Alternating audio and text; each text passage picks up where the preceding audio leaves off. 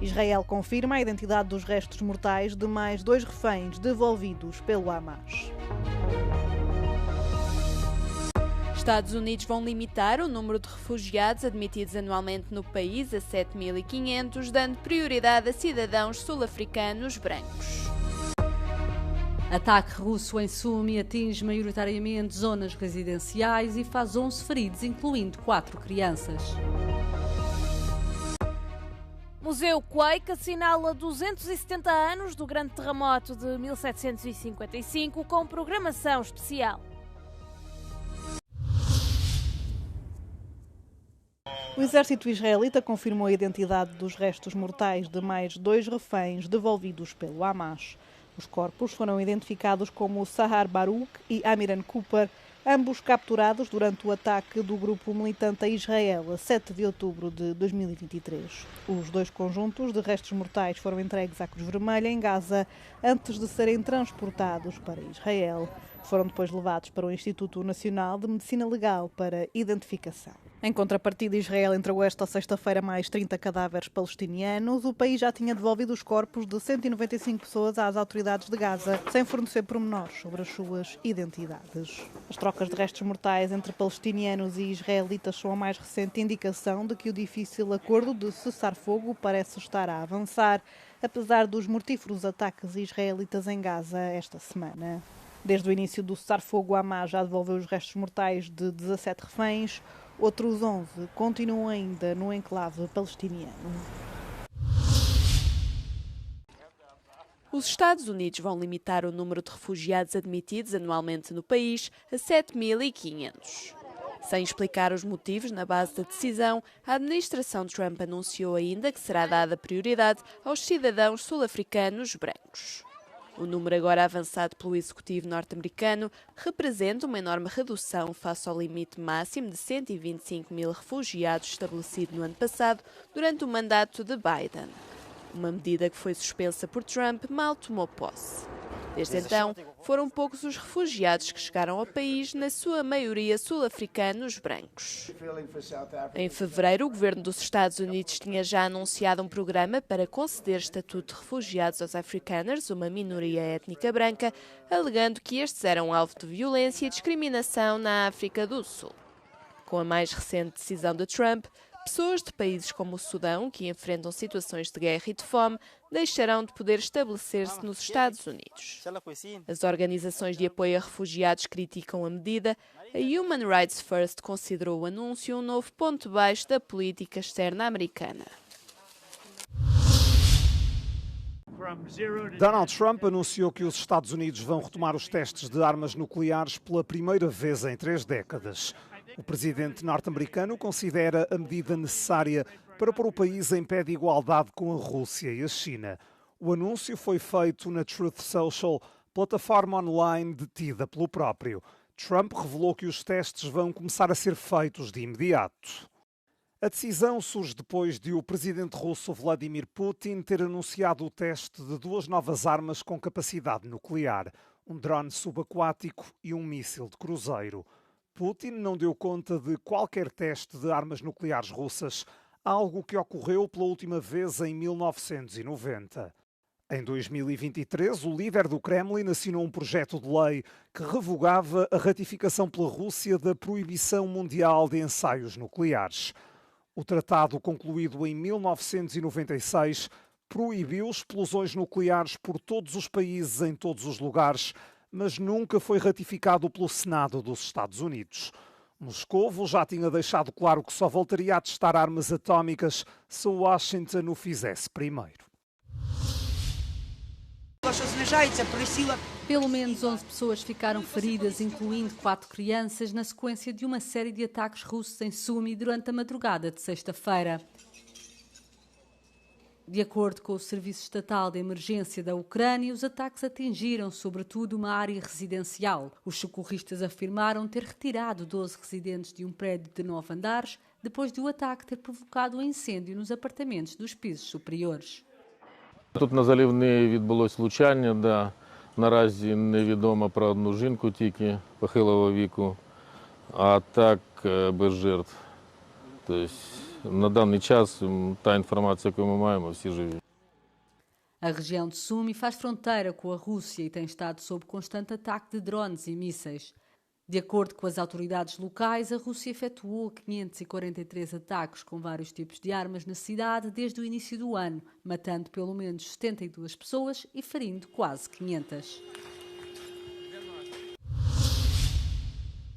Um tribunal turco condenou o proprietário de um hotel de uma estância de ski e mais 10 pessoas à prisão perpétua depois de ter dado como provada negligência grave em relação a um incêndio que fez 78 mortos em janeiro. O incêndio deflagrou no Grande Kart Hotel, um edifício de 12 andares localizado na estância de ski Kartalkaya, na província turca de Bolu.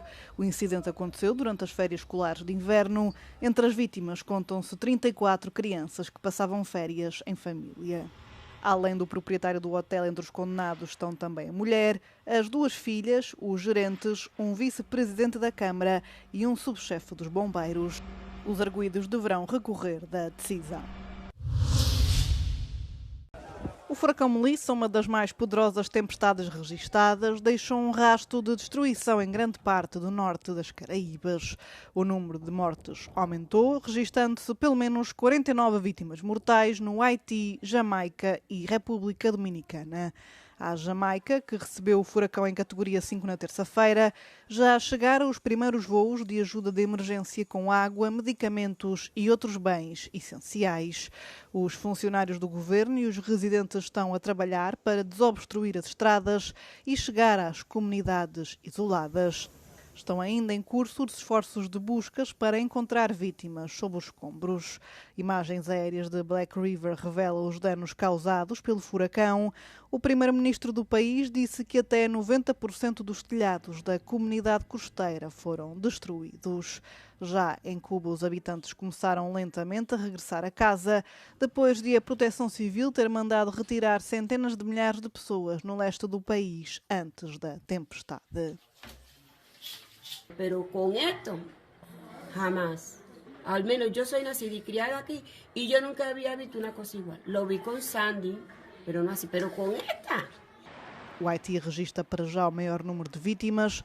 Pelo menos 30 pessoas morreram depois de o país ter sido atingido por inundações catastróficas desencadeadas pelo furacão.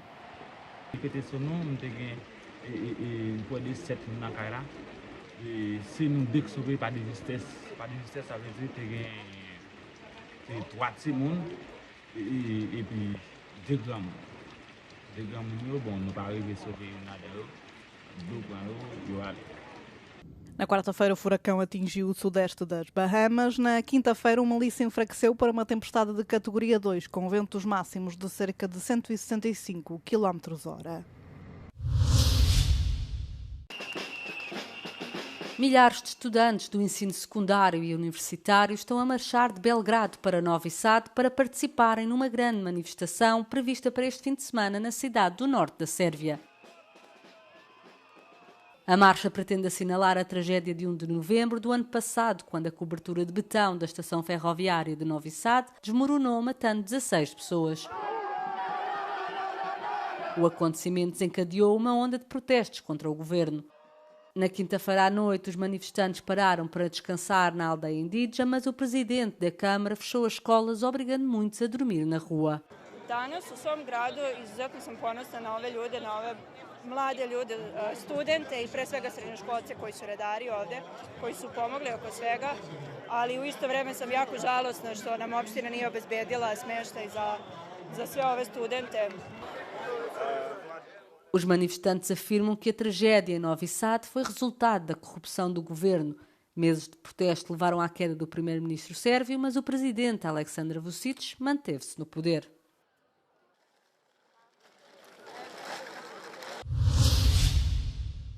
O rei Carlos III de Inglaterra anunciou que vai despojar o irmão, o príncipe André, dos títulos que lhe restam e expulsá-lo da residência real, anunciou o Palácio de Buckingham numa declaração esta quinta-feira. O palácio diz que André será agora conhecido apenas como Andrew Mountbatten Windsor e não como príncipe. A medida surge na sequência das revelações sobre a relação com o criminoso sexual Jeffrey Epstein. A tensão renovada segue-se às alegações de Virginie Giuffre, que morreu alegadamente por suicídio em abril, de que teve encontros sexuais com André quando tinha 17 anos. Há 270 anos, Lisboa tremeu. Terremoto seguido de incêndios e de um tsunami com ondas que terão chegado a 5 metros de altura, destruiu o centro da capital e ficou para sempre na memória coletiva dos portugueses. Este ano, o Quake Museu do Terremoto de Lisboa assinala o 1 de novembro de 1755, com sessões especiais para que as visitas sejam ainda mais imersivas.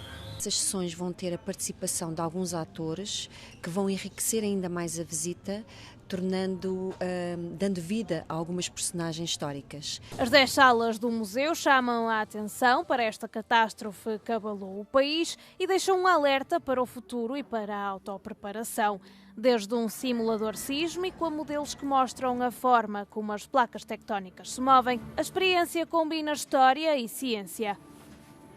O Quake permite que o visitante não só aprenda todo o lado histórico do evento, de 1 de novembro de 1755, perceba onde nós estamos inseridos, numa zona sísmica, e como tal, dado esse facto, nós temos que estar preparados. É importante perceber que a Terra treme, e pode ser um sismo de pequena dimensão, mas também pode ser um sismo de grande dimensão. Com cenários de uma Lisboa totalmente diferente do que hoje conhecemos e momentos sensoriais que remetem para esse dia marcante, tudo no museu está pensado para que os visitantes sintam o impacto do grande terremoto de 1755.